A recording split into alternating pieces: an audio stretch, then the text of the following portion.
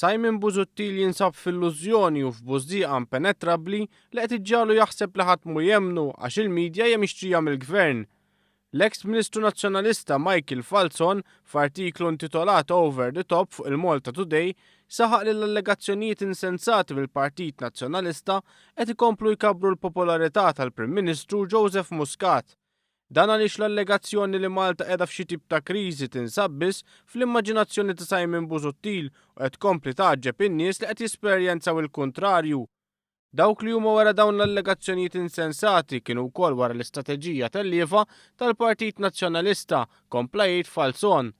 Huwa saħaq li bħalissa l-Partit Nazzjonalista ifakru fil-5 stadji ta' niket hekk kif bħalissa jinsab fit-tieni stadju ta' rabja. Fuq l-arresti konnessi mal-qtil ta' Daphne Caruana Galizia, Falzon saħaq li dawn l-arresti jkomplu juru d-determinazzjoni tal-Prim Ministru Joseph Muscat biex issir ġustizzja. Dan fil-waqt li fi kliemu dawn l-arresti jkomplu jikxfu l-istupidità fl-allegazzjonijiet li Malta hija mafia state.